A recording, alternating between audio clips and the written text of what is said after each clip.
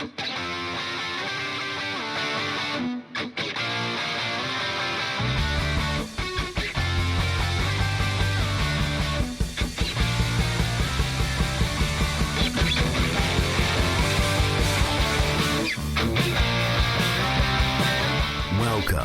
to the Fantasy Footballers Dynasty Podcast with Borg, Betz, and a baller.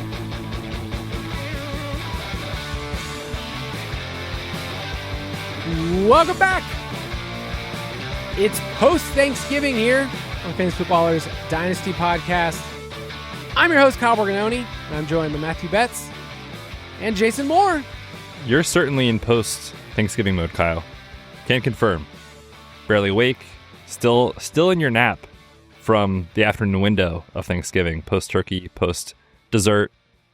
You've been there for 5 days, basically. If I could, I would nap every day of my life. No questions asked. If I was given the opportunity, if I have a window, I'm going to find it, and I did today.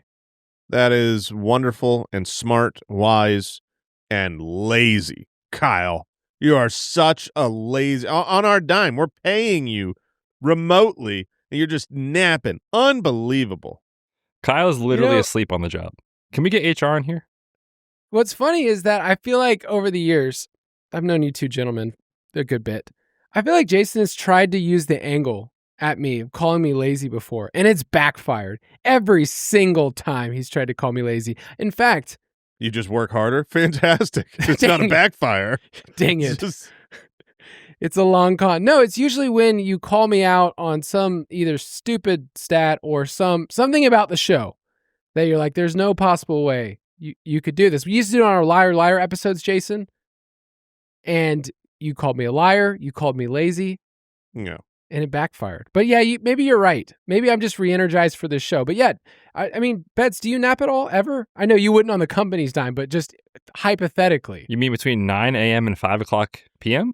I personally would never. I would never do that, Kyle. No, naps do not exist when you have a 1.5-year-old and two twins that are 3.5. It simply is not possible. So I've taken like 2 naps in the last 3 years, and I'm very sad about that. So maybe I'll get to the... I'm not as experienced as a dad as you guys are. I'm getting there. The years are going by.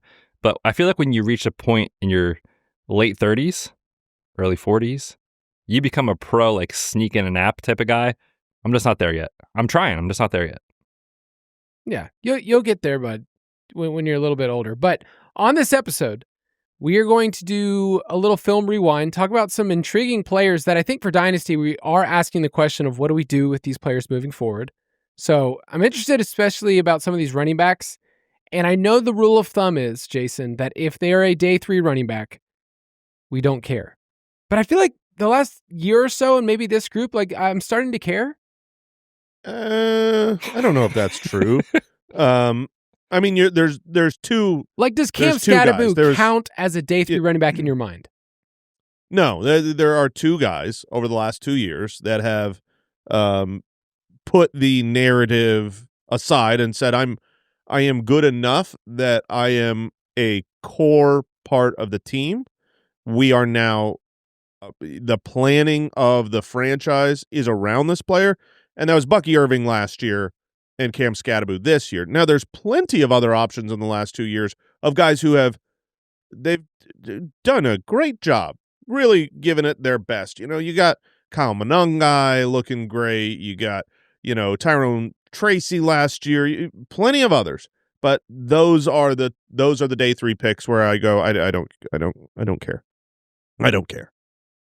Well, we'll look at the film because there is a player that Betz is going to talk about as well that I'm at least intrigued to talk about it for long-term outlook. We have an episode coming out later this month, a Stash or Trash episode that I think a lot of people are trying to shore up their dynasty rosters.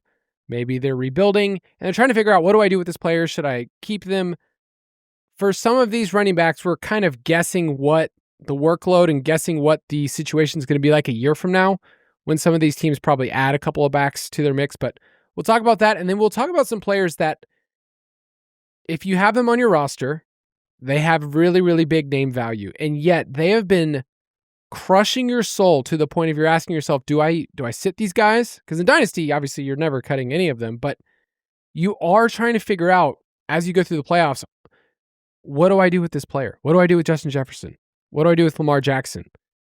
And I'm sorry. Like, I almost want to apologize if they're on your roster, because you can't really, I mean, you're not moving them if you're past your trade deadline, and it's really hard to sit players with those type of name values. So we'll talk about them and how to move forward and what you guys want to do. So let's get into the film. Weekly Rewind. So the running back that I teased earlier, I will let Betz start. It's Devin Neal, who is a 6th-round pick out of Kansas that I think we all liked his film, and yet almost that feels like too much of a compliment for him. We're all kind of in the same boat of like, oh, I guess I like you on the field, but I don't know what you're great at. So Betz, what did you see this past week? Yeah, I went back to, before we jump into this week and a little bit of last week, I watched all of his touches from this past week's game where he started without Kamara, and then, of course, the week prior when he left because of injury. Going back to kind of what we talked about with him on the prospect show, like you said, like we all kind of had a similar opinion where it was like, he's pretty good. He's not like incredible at any one thing. He's not terrible at anything, but he's a serviceable player. And I feel like he fits that to a T in the couple games I watched. And ironically, like I was actually more impressed with him as a pass catcher. Looked very fluid out of the backfield. Often made the first guy missed. Nice explosive ability after the catch to get upfield quickly. As a runner, it was a lot left to be desired. Like he's pretty patient. He can kind of get what's blocked. The problem is the Saints run blocking current situation. It's hard to evaluate Devin Neal or anybody in that backfield because it's so bad. The Saints are 25th in yards before contact per attempt. They're being stepped at the 5th highest rate in the league. And the Saints running backs as a collective this year are 30th in yards per carry. So it's just not a good environment to run in. I will say when he gets the ball, he does look like he has enough ability that if he was in a better situation, I do think he could produce decent fantasy numbers. And he's kind of like a prototypical backup type guy that when he gets an opportunity to plug him in, you know you can get 15 to 18 kind of touches. And if he falls in the end zone, he's probably a high-end RB2. If he doesn't, he's probably a flex type of guy. And that's kind of what I see for the rest of the season. So not that I don't want Kamara to become healthy again and get back on the field, but if you've got Devin Neal and you were like, hey, I'll take a shot here, maybe he's the guy of the future for the Saints. I kind of hope we get a bigger sample size here to see what he can do. He's got some good matchups coming up. Bucks, Carolina, the Jets, and the Titans to close out the fantasy playoffs. So we'll see what he can do moving forward. But overall, not like super impressed, not disappointed either. I think he's fine. And the problem is when you're when you're a 6th-round pick and you look fine out there, usually that's not a place that teams look to say, hey, we got to get this guy as our future. So interested to see what he does here down the stretch, like I said. I realize who he is to me. Who's that? I think he's Zach Moss. I think he's fine if he's given an opportunity, and yet it would not shock me if a year or two he's not even on this roster. Yeah. You're not saying stylistically the way they play, but just like... No, just like what is he career good at? Arc type of guy. Yeah. Yes. That makes sense to me. My comp for him is a fellow Devin. I always viewed him as a bigger body Devin Singletary, where is a really solid running back. I think he will have a decent career, but he'll have a backup career. So here's the thing. Betz just alluded to this. The upcoming schedule, not the easiest against Tampa Bay this week. Vita Vea in there when he's trying to run between the tackles. But in the fantasy playoffs, I could see Devin Neal having 20 opportunities a week, getting touchdowns during a stretch of favorable matchups, games that they could be in. They are at home against Carolina, at home against the Jets, and then the Tennessee Titans to close it out championship week. So if Devin Neal ends up having a good stretch run without Kamara and without, Kendre Miller is obviously not there, I think his value will be perceived higher than what the value to the Saints organization will be. So if we go into this offseason and Devin Neal has performed well, and I loved Devin Neal's college tape, this is a prototypical like day 3 running back, goes out there, maybe helps his team get some wins, looks good, and that is not a core piece of their future, in which case I'd try to move him in the offseason. Yeah. No, I mean, we've had players like that. Like I remember Myles Gaskin, went on that run at the end of the year. The gas man. He was Yeah, he was a 7th round pick. And the following year, it was easy to kind of look at the opportunity and say this is going to be a player that means something. But Jason's right. If you look at the draft capital and you go, okay, this is a nice stretch. This is such a great schedule to set up this way. So I could totally see that. Jason, who did you watch the film of? Well, I went with someone that is very similar to the theme of today, disappointing players on the season. This is a guy who was drafted as the wide receiver 10 in startup leagues this year, higher than that in Dynasty because he is a 23-year-old second-year superstar wide receiver and currently the wide receiver 51 on the season.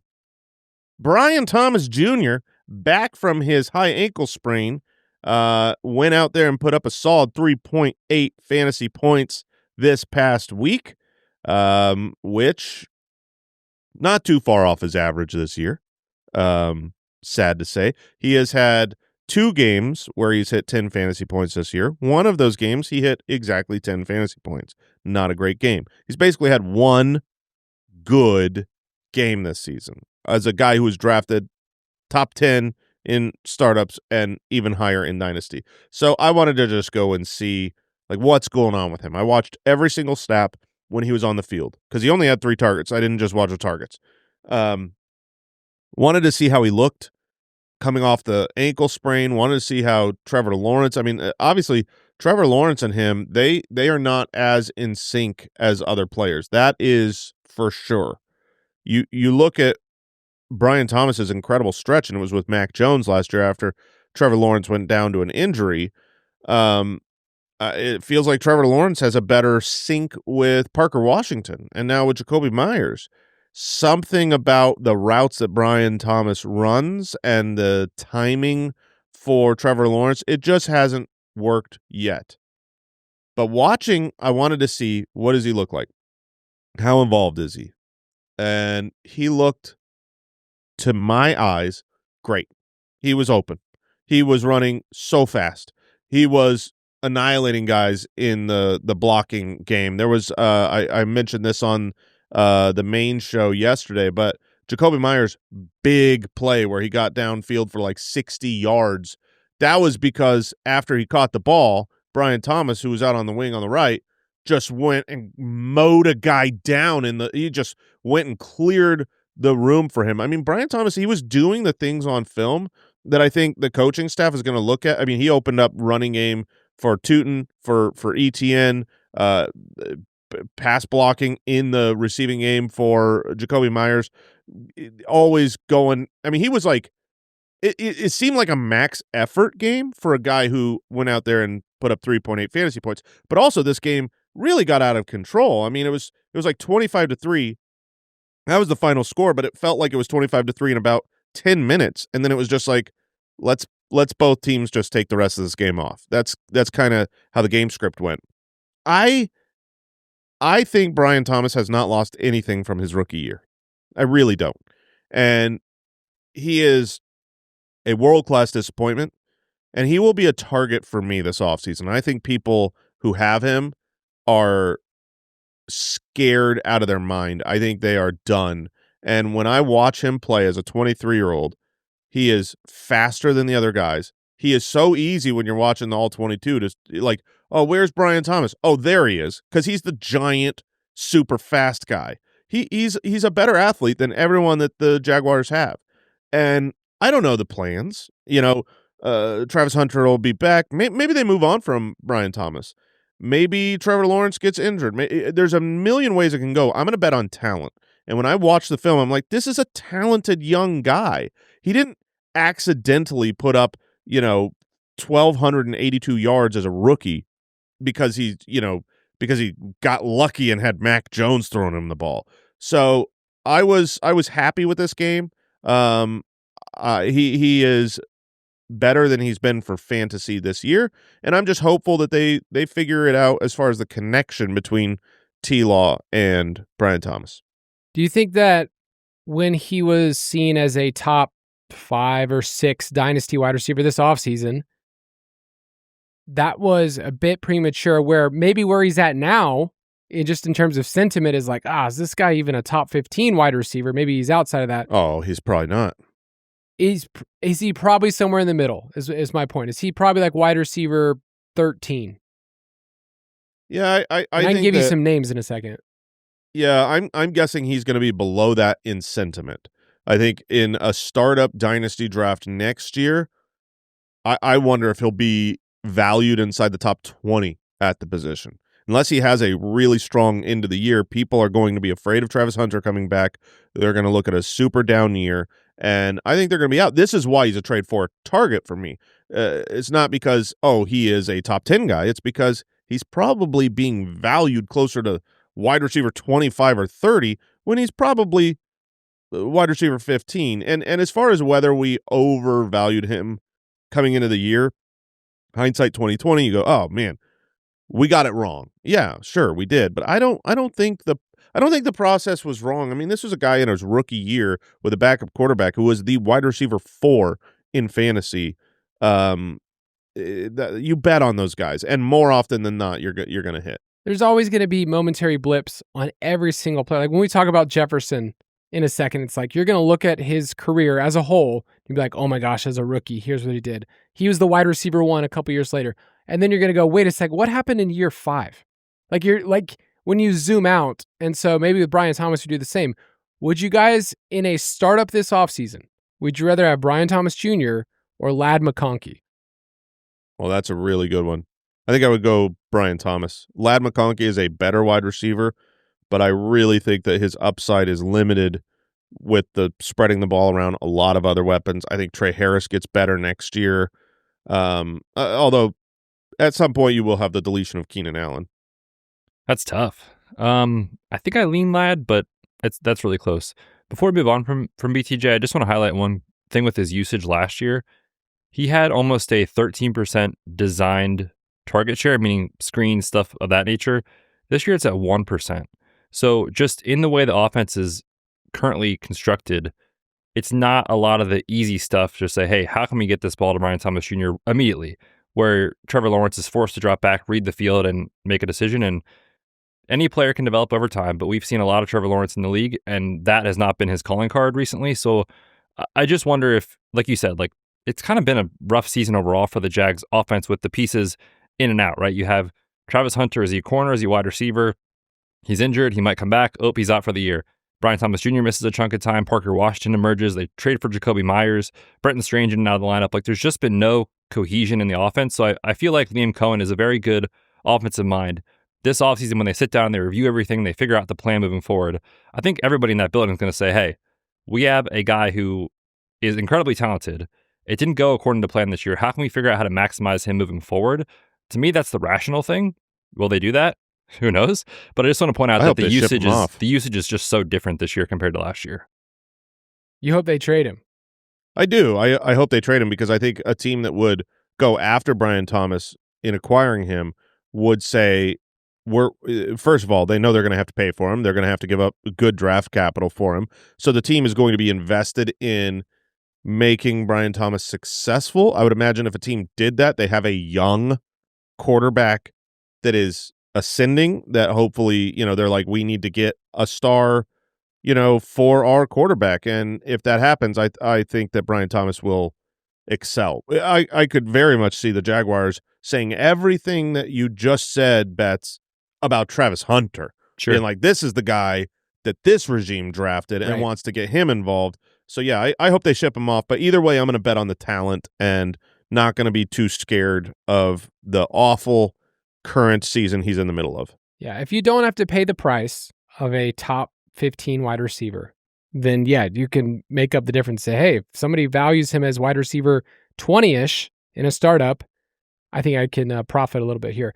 They're like guys like, I don't know, Xavier Worthy. You might be able to take someone like Xavier Worthy, a hopeful young guy plus something small and get him, or a bigger name, older guy like DK Metcalf, who's got a big contract or some, I'm not saying pay up to get Brian Thomas. I'm trying to say, see if you can change a middling player on your team to a hopeful star. There will be a point in the offseason where people have more optimism for Hunter and what he could be moving forward. And that would be an interesting flip if you're able to do that. Hunter will be drafted. I think Hunter will be drafted in Dynasty startups ahead of Brian Thomas Jr. in a lot of places. He also feels like a guy that in the middle of your rookie draft, when you get to like the 106 or something, somebody's going to be like, this first rounder, I mean, this guy could be Jamar Chase. And you're like, I'll take Brian Thomas Jr. for the 106. Yeah. Where that hit rate is just it's kind of a crapshoot anyway, right? That kind of feels like where we're headed with BTJ. So I agree. And I feel like when we get to the summer next year, right, there's going to be these peaks and valleys. I feel like everybody will take a step back and come around to kind of what Jason's saying, where it's like, oh, this guy's actually very good, and the price will skyrocket. So he's like a January to like March type of target for me before things really kind of heat back up. Kind of like an off-season fling. Yeah. You know, when the season's going down, you like find somebody to, that's right, hang out with. Summer love, having some fun. And he's just beautiful. But Jason. he's more of like that February, that real good time, when it's real cold. Yeah, BTJ. I looked at the Bears running backs and all I did was drive to drive. I realized that they basically switched. It was like Swift, he's starting this drive. Then it was Monangai. And on the short yardage stuff, it was a lot of Monangai. And the 7th round rookie has been a really fun player to watch. And I would say he hits the hole very hard. I will also say that the Bears offensive line, a couple of plays, just took that Philly defensive front and said, we're going to push you to the other side of the field. Like, it was super impressive for a Philly front that we're usually intimidated by, especially Jalen Carter. Where like, that was my biggest takeaway. Not so much the running backs, but just like, man, this offensive line and Ben Johnson is really good at scheming up these running plays. 6.8 yards per carry on zone runs. Like the stuff outside the tackles was really awesome against Philly. I think I have a hard time figuring out what their plan is beyond this year. Swift is under contract next year. They could save $7 million against the cap by cutting him. He gets a roster bonus on the 5th league day. And the Monangai is a 7th round pick.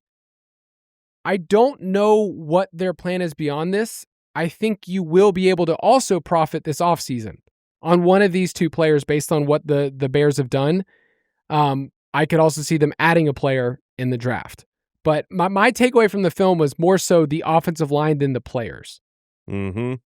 Yeah, and that's where we get back to the value and the investment in a quality player who is he's not like part of your team's thought process. You look at what the Lions, where Ben Johnson was, what they had.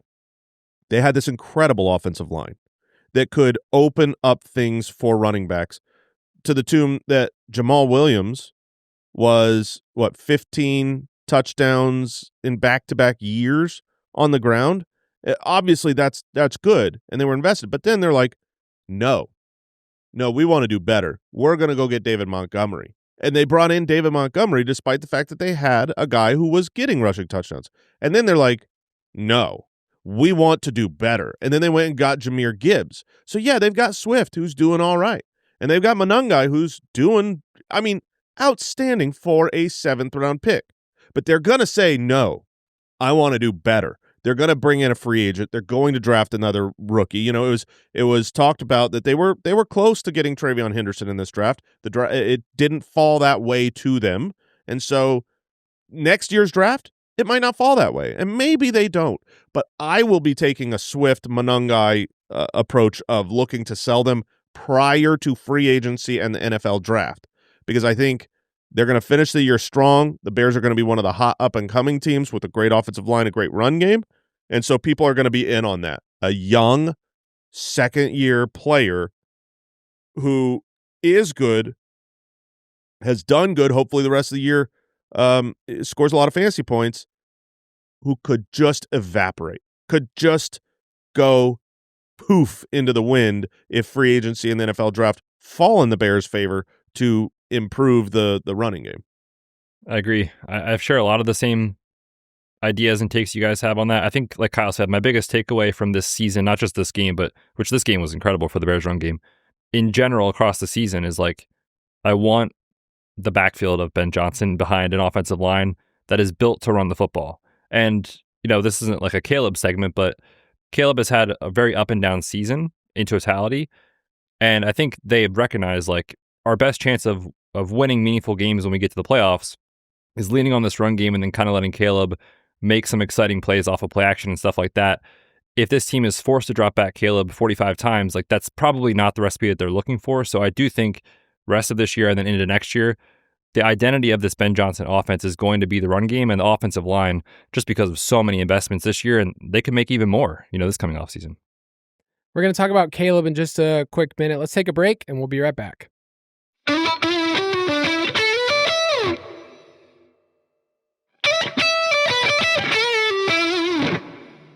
So on today's episode, we're going to bring up some players that you are at the very end, likely, of either starting them on your roster or just, I don't know what to do.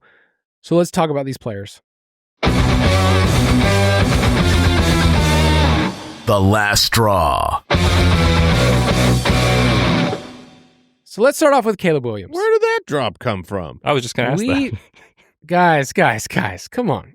We've used that segment maybe twice in our history. In our years? If you in say all so. of our years. I went in the bargain bin, in the drops that get left over, the misfit toys ones, and that was when I was like, let's figure out a spot. But Caleb Williams, I wanted to bring this up. If I told you before the season that he had a 58% completion percentage at this point in the season, you would have said the Bears record was what? I don't know, 2 or 3 games 3 and below. 9? I was going to say 2 or 3 games below 500. You wouldn't have thought that this was the number 1 seed, which, by the way, did you see the line for this week's game? That the number 1 seed in the NFC is basically a touchdown underdog. Yeah. Yeah, this is the wildest. Like, we were playing with the playoff machine that like allows you to click games on and off and what happens to the seeding and all that. And it was just wild to see this is the number 1 seed. And if they lose to the Packers, which, like you said, they're a touchdown underdog, they fall to the 7 seed. They're in the wild card game. It's just that is a pretty swift kick in the pants. I feel like we haven't had at this point in the season, a playoff picture that looks the way it does right now, where you could see any number of teams getting any seed. There's no like locked in team. I mean, maybe the Patriots are running away with it, but there's like a world that exists where like the Lions might miss the playoffs. Pat Mahomes might not be even in the Chiefs playoffs. might miss the playoffs. Like that is crazy to me. Yeah. To speak to the Bears real quick, they had a negative point differential before last week's game. And like that's crazy that the record is what it is. They're clearly running hot in terms of variance in that aspect. But let's talk about Caleb, because I would say they've been winning. I don't want to put this the wrong way, because it's not in spite of him, because he does have some wow moments that help them win games. But like I said, kind of talking about the running back situation, the offensive line, he is not the identity of why this team is winning, is how I would put it. So I went through and tried to figure out how Caleb works week to week, because he has 6 top 10 finishes and then 6 finishes of QB 20 or worse. So he's never really had a middle ground game for fantasy.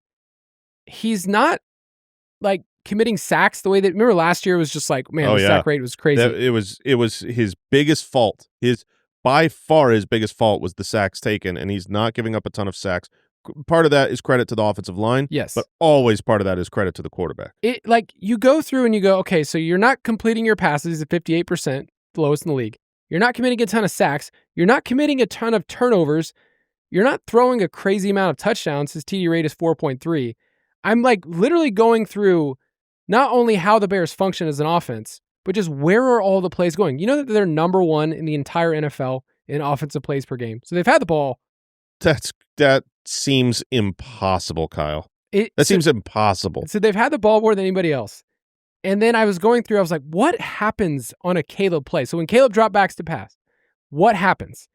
And some weird stuff happens. One, he's had the ball batted at the line more than anybody else. He's had the 3rd most throwaways.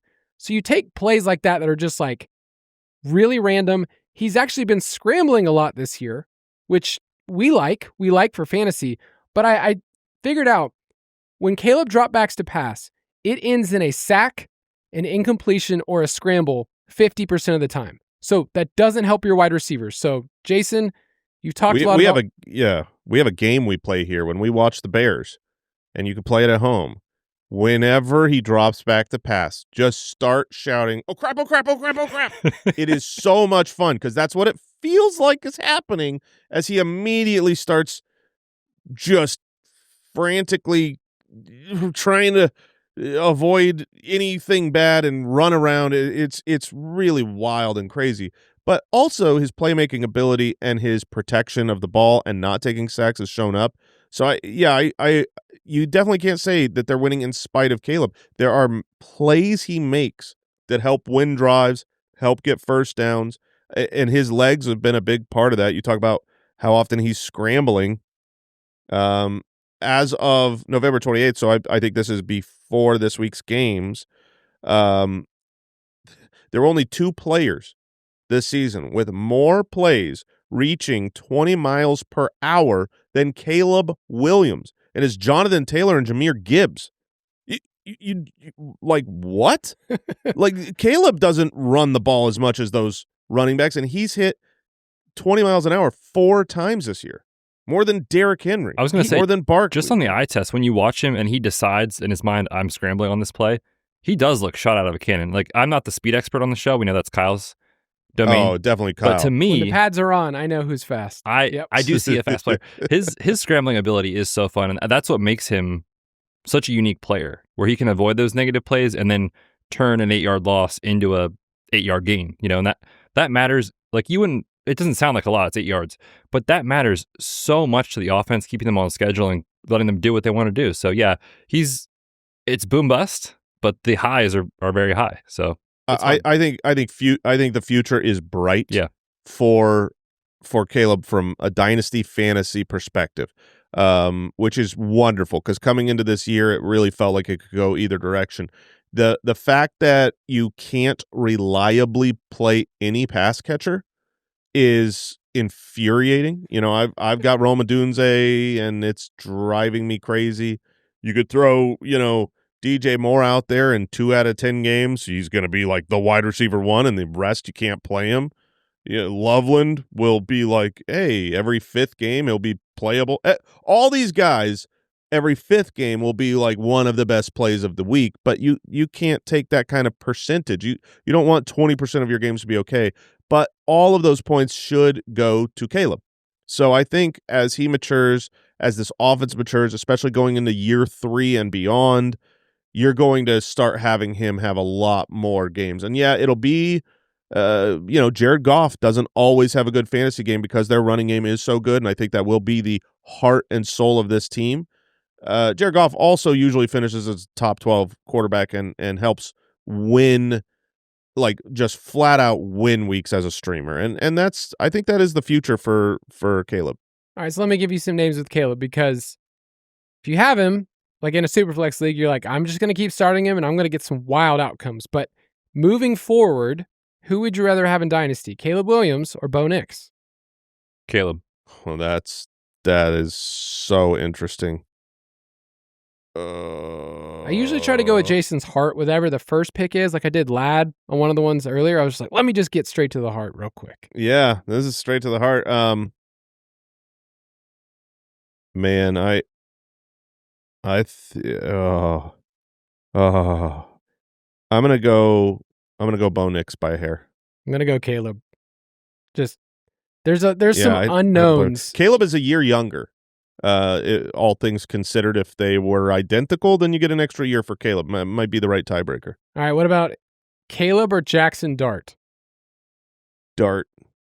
I think I lean Dart for the rushing upside. God, is Dart playing in 5 years? If he keeps running the way he is right now, certainly not. I think he will grow out of the current level of recklessness. He's never going to, turn into a guy that just always slides. He's not going to ever turn into Kyler, but he has to mature a little bit. Dude, that hit on the sideline on the Monday night game. Dude, he got exploded. I've never seen a player fly in a different direction than they were running so quickly. He was going so fast down the line, and then it was like those videos, if you've ever seen like where a rock falls, like a big boulder falls down a cliff and just takes out a car.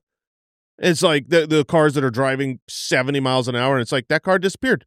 That was what happened. I also will say that Dart has a more volatile future of what this team. I know that Neighbors is there. I don't know who the play caller is going to be after this year. I don't know what Scadaboo is going to be after this year. There's a lot more unknowns about what I think Dart is. And I'm not trying to defend Caleb. I've never defended Caleb, but I like what's in place here. And if we can just connect on some of these intermediate and deep throws, Betz was giving some of the numbers here, but like, it just, when Caleb throws it deep, it doesn't work out. Rome leads the league in 20-plus air yard targets. He definitely doesn't lead it in receptions. He's way down there. It's like a 30% success rate. I think those will flip eventually. But Jackson Dart, in his rookie season, without Neighbors and mostly without Scadaboo, is completing 64% of his passes. You know, he's a more accurate passer than Caleb. Yes. Not that Caleb can't fix that or figure that out. Usually they don't, though. We can always look to Josh Allen and hope. We can. I need to ask a question about Lamar Jackson, because if you've been starting in the last 3 weeks, it's not been good. Jason gave the incredibly sad stat. I almost hated that you had to even finish your sentence of who has more fantasy points the last 3 weeks, Shadur or Lamar. That was honestly depressing. It felt mean. It did felt feel like mean. you were picking on him. Well, I mean, it's just an objective fact that Shadur has outscored him in the last 3 weeks, and Shadur has not played well. That is how bad Lamar Jackson has been in in a 4-point scoring touchdowns, 4.7, 7.2, 6.5 fantasy points, back-to-back-to-back weeks. He's also had some unfortunate things happen, though. Yes. No, like this past week, likely fumbles. The Zay Flowers one, I think we're all like, I started Zay Flowers in a league. Instead of getting a touchdown, I got negative points in the week. But I also looked at what Lamar has changed the last 3 weeks. His ADOT is at 10.5, which is way higher than it was earlier in the year. He hasn't been connecting in the intermediate area of the field. His completion percentage is just 50% there. But he's still been, like, comparing to the rest of the quarterbacks in the league, he's tied for the second most scrambles over the last 3 weeks. Which is mind-blowing. I know, it doesn't feel that way. It feels like he scrambled one time. And what time frame is that? Over the last 3 weeks, he is tied for the second most scrambles in the NFL. And he would be on pace for fewer than 300 rushing yards through those 3 weeks. And that is the issue. So Lamar came out and said that he is not dealing with injuries, that this is an execution problem. While he looked like he was completely wrapped like a mummy when he said that too, by the way. I mean, Andy and I were sitting here over the last couple of weeks, and we're watching Lamar, and there's play after play. I mean, we've watched Lamar for years. We know what Lamar does all the time. We know how he scrambles and how he doesn't ever get caught and how he beats everyone to the outside. And then he makes a little weird juke cut, and it's like he's made of pure butter and just slips past everyone. And that doesn't happen at all in the last 3 weeks. So I call hogwash on his I'm not injured or dealing with injury right now. You're missing practices, which you don't do historically over the last couple of years. You're on the injury report, and you're running not like Lamar Jackson at all. You're running like Tyler Shuck right now. And so what do you do with Lamar? You love him, you hold him, you keep him, you eventually play him, and you win championships. You pray for him. You pray for him right now because you need him to heal up quick this year. I don't think there's any other sensible advice. He didn't forget how to complete passes into the middle of the field. He didn't forget how to outrun defenders. Something physically is up, and it won't stay that way forever. Hopefully it gets resolved, every week gets a little bit better. Like you said, this last week, how different would we feel about Lamar if Likely didn't fumble the touchdown and the offensive pass interference wasn't called on Zay Flowers? Because then that's almost another 100 yards and 2 touchdowns. Yeah, I agree. We wouldn't even be having this conversation. I think this is, in totality, a blip on the radar, obviously. I will say there's some data that I think agrees with what you guys are saying, where I do think he's battling through something, right? It was previously the hamstring, then the ankle, then he was on with the toe.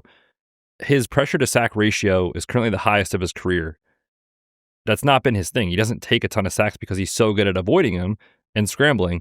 They're also not using anything in the design run game with him or barely. He's on currently his totality for the season, 99 total designed rushing yards. That is absurdly low for Lamar Jackson. They're not calling design runs for him, which this is the same OC. It's not like this is a new scheme or anything. So I do think it is health related. Does it get better as the year goes on? You have to think. But yeah, I think this is one of those things that we look back, hopefully at the end of this year and say, hey, that was a weird 3-game stretch. It's past him. But there is data to say he's not playing up to his standards and they're not using him the way that we are used to, especially for fantasy. It's hard to make these big statements about a 4-game sample size, 4-game sample size. So I just asked the question. But I was saying truly generational fantasy quarterbacks, when they hit a wall, it's more than 3 or 4 games. It's like, they're at the end of it. Like when Rodgers hit a wall, you knew he was done. Cam Newton, you knew that there was a point where there was no coming back from him being Cam Newton, number one overall quarterback. I think we all think that next year Lamar could come back and be QB1. Correct? Yeah. Yeah, he's not even 30 yet. I know he's many years into his career and eventually will hit the rushing, wall, but I don't think he's there yet. Okay. Just wanted. Now, would you play him this week? Who do they have? They have Pittsburgh, and then they have at Cincinnati. So people are trying I'd like to quote Mike from yesterday's episode where he said, "This week I will not take any questions on Lamar Jackson. You have to make your own decision. I will not be blamed for anything." And I think that that's the only right approach. I'm not telling anyone to start him or not start him. The question is, would I start him or not start him? And that's going to come down to what your other options are. He's playing against Pittsburgh. This game is at home in Baltimore. I believe there is some chance for snow. I think it's going to be a cold game. And honestly, you just saw the Bills. What did they rush for, like 7,000 yards on the Pittsburgh Steelers? If there's snow on the ground and that Steelers defense is there trying to get King Henry, I'm probably going to look elsewhere. I'm probably going to this week bench Lamar Jackson. I mean, if I had Baker or Stafford or Goff or Jacoby Brissett, I would play those type of guys over Lamar. That's wild. Yeah, it is. So what a world. I'm not saying it's wrong. It's just wild to think about. I personally would hate myself and put him out there and not watch the game. That's what I would do. Oh, I don't know if that's right or not. Everyone's. Yeah, I hate the idea, but Jacoby take out the name Jacoby Brissett. I want that quarterback who's throwing the ball 40 times a game. Whoever on pace for 5,000 yes. passing yards. That's who I want to play. All right, let's take a quick break and we'll talk about a few more players.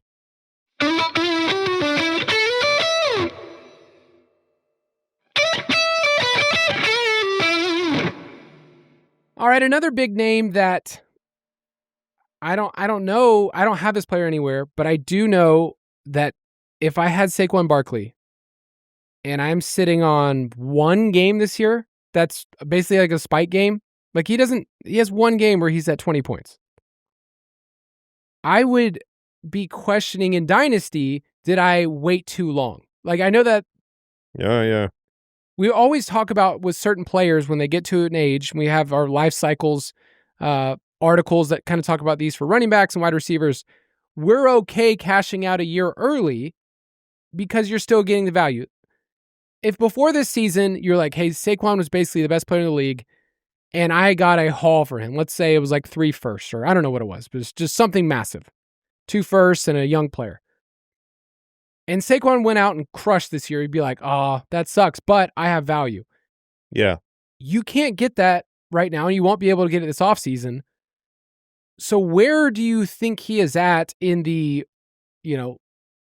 dynasty running back landscape? Because it's going to be turning over for some of these guys that we've been talking about. The Josh Jacobs, Christian McCaffrey, all of these guys that are like, oh man, I counted on them being top 10 running backs. They're going to be out of the scene in the next year or two. What do you do with Saquon? Yeah, you're not going to get the value.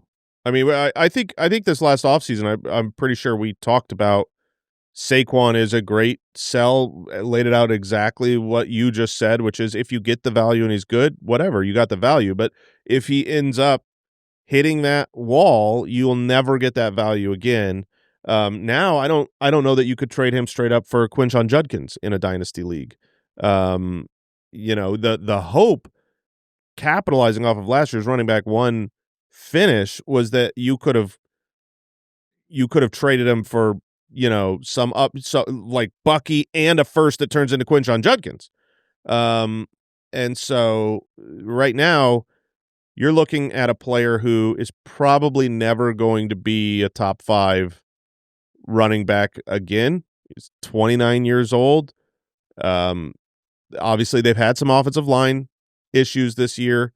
Currently without Lane, they've missed Juergens a lot of games this year. It's been tough sledding, but honestly, it's like he hasn't looked very great. And I wonder, come playoff time, when everything is on the line, to me, it's like when they give the ball to Tank Bigsby, I see last year's Saquon. And when they give the ball to Saquon, I see this year's Saquon. And so I wonder, when the games are on the line, like, will they start to try to get more out of their running game by not just relying on, crazy utilization of Saquon? I feel like what they really need is they need Saquon to they need him to get a little calf injury that takes him out for the next month so he can just rest, because this guy got no rest. They went all the way to the Super Bowl. His workload was outrageous, and then it's like back to training camp. He's tired, man. Let the poor man rest. Yeah, so there's a lot of data obviously showing that these guys that have the workload that Saquon did last year, highly unlikely to repeat that type of success the following season. So yeah, if you were able to sell Saquon this past year off that year, that was ideal. Now you're in a window where you almost can't trade him away because you don't want to sell low. I would say for me, I'm holding it, especially if I'm a contender and moving into next year, and kind of just hoping it rebounds and improves, and then adjusting from there. That's kind of all you can do at this point, and is hope it gets better, and we'll see. Yeah, hope it gets better. What you mean by that is they have a different offensive coordinator. That is correct. Year. Okay. Because honestly, I could see a scenario where Saquon craters into this year. It's kind of like we've had with Josh Jacobs, like a super inefficient year. Everyone's down on him, and then the next year he comes back and crushes. I could see Saquon being a player that next year gains value, especially in that first month or two of the season. And then if you need to flip him before your league's trade deadline, he'll have max value in season. But he's not really a player that I would get rid of in the offseason because he's going to be at 80 cents on the dollar or so. Yep. So it just sucks. It sucks. But you know what? Let's be honest. If you have Saquon on your team, you probably won a championship last year. You hope you did, because you're probably not this year. You have to start him. You have to start him every single week right now. He's pretty much usually a top 24 back. So it's not like he's bad, but it's hard to win a championship without the firepower from a position like that. I hope this isn't offensive to you and the people from Philly Betz, but he's basically Tony Pollard. Is what he is for fantasy right now. He gets opportunities, and it's gross, and it doesn't really matter. Dude, Kevin Patullo turned Saquon into a dead zone back.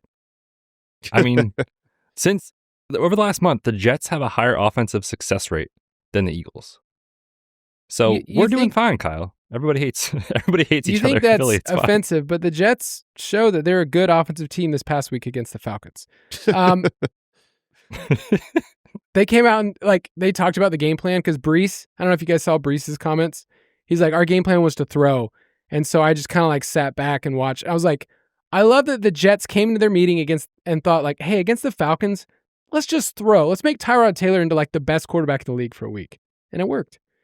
One more player we have to talk about, because I'm pretty sure You mentioned Brian Thomas Jr., maybe the biggest bust in redraft leagues. Justin Jefferson has cratered teams. I mean, absolutely cratered them over the last 2 months. And his splits, we talked about this on the main show. With Carson Wentz, he's basically been wide receiver 13 in points per game. So pretty good. With Brosmer or 9 under center, he's basically been the wide receiver 38. He's been Hollywood Brown level in terms of fantasy points per game. It's been so bad. I wonder what actionable thing we can do here, because every single elite wide receiver has a season or two where you look at their game logs or you look at the overall output and you go, okay, that was a weird season. My favorite one to always bring up is DeAndre Hopkins. He had a year with Brock Osweiler. Didn't go so well, okay? He was like completely terrible. Saw the volume that you wanted to see, ended up as outside the top 30 wide receivers, and you really couldn't do anything about it. The next year, guess what? Totally fine. So with Justin Jefferson in Dynasty, how much are we docking him in terms of the pecking order of wide receivers, where it was like Chase and Jefferson before the season? Now we kind of see it as like Chase, JSN, and Puka at the top. How far does Jefferson drop in your mind? Yeah, I mean, he is. I think that there's going to be like a stock market correction here in the offseason. But right now, he is plummeting where you can't win with him. You can barely start him. And if he's on a competitive team that looks like they are, going to a championship, holy cannoli. That was the sneeze. That was the biggest sneeze I've ever had in my life. That was just derailed my entire life. Thank you, mute button. So here's the thing. Once we hit the offseason, Justin Jefferson will be right back in the mix, and they're going to fix the quarterback position, even if it's still McCarthy, if it's 9, if it's they bring someone else in, Kyler, Brissett, whoever. If your trade deadline is not passed in a dynasty league right now, this is where I would try to go make an offer for Justin Jefferson. He is, he is a special otherworldly talent at wide receiver. He's not good. He's not one of those guys that's like, DK Metcalf was a star super athlete. DK Metcalf was never a generational wide receiver. This is a generational wide receiver. I could see Justin Jefferson, like Larry Fitzgerald, where when he's 32 years old, let's change how he does it, move him into the slot, but still just have him dominate stats for a long time. So he's very difficult right now because hard to play, hard to imagine winning a championship with him. But in Dynasty, I still love him. I still have him very, very high up there. So as soon as the offseason hits, I think there will be a reset where he becomes kind of untouchable again as we forgive Ailes and we think Kevin O'Connell will fix problems. He's still only 26 years old. So I think you've got enough time here left. So he's the type of player where if I was not a championship contending team right this second, I might try to go make an offer for him. What kind of like young producing wide receiver right now do you think you could, if your window is open right now, who do you think you could flip for him? I mean, if I'm a team that is trying to more, it depends on the league, right? But if Justin Jefferson is rostered on a team that's trying to go for it, and I'm not necessarily trying to go for it, like I would flip AJ Brown, who's been much better and could help you win a championship, for a younger version of Justin Jefferson, in a heartbeat. Obviously, the nuances of who's on which roster and who's towards playoffs and not, it won't work in every league. But I think that there's a lot of players that you could probably put in a tier where you could make the effort to try to get a player like that. And you can either go older to younger like AJ Brown, or maybe you've got, I don't know, Rome Odunze, who was, a hot looking commodity that maybe you could flip into a Jefferson with another piece or something. Yeah, I'm looking at where he is in the tiers, and then what would it take to kind of flip that. So like even think of the young rookie wide receivers, McMillan, Egbuka. Like, I still think of Jefferson as above them, where I think somebody else in your league might be extremely excited to have one of those young pieces. I am sure that in not all leagues, but in plenty of leagues, people would accept Ibuka straight up for Jefferson. I mean, so yeah, like that. If you offered that in 50 leagues, that's getting accepted in 20 of them. Would you do Ibuka in a second? Like that feels like something where it's like, that seems reasonable. Somebody could do that, and I would want the Jefferson side. I would too. Yeah, same. Okay, so one of the things I saw about Jefferson is 56% of his receptions are 9 yards and in. It's the highest rate of his career. So he's seeing a ton of stuff close because all of the targets deep are just not connecting. We're kind of seeing that if you've watched any McCarthy film, it's like anything 10 to 15 yards down the field is just not happening. Where, 38% of Jefferson's targets are in that intermediate area. That's a really good number. It's just not happening. It's not connecting, especially deep. 6% of his receptions right now are 20 plus yards on the field. That's the lowest of his career. So any of the deep stuff hasn't connected. It hasn't worked. You're seeing yardage totals that are completely booty. And yet all the stuff we care about that matters, target share, first read target share, percentage of team yards, that's still like wide receiver 1 stuff. So that's stickier to me than a 6-week sample size of, McCarthy. Now, is McCarthy their quarterback next year? No. I think, I mean, there's still a lot of games left to hopefully give hope, but I think right now McCarthy is likely to be competing for the starting job next year. In the Arena League, you said? No, for the Vikings. He's not going to go anywhere off the Vikings roster, but they're going to bring someone else in. They have to, at the very least, they have to have a backup. It was better when he got injured and they had Carson Wentz to come in. And so they will have someone else on the roster, a legitimate veteran. And those guys, I think, will have a true and honest open competition for who's going to be the starter. And if McCarthy is what we've seen recently, then it won't really be that much of a competition.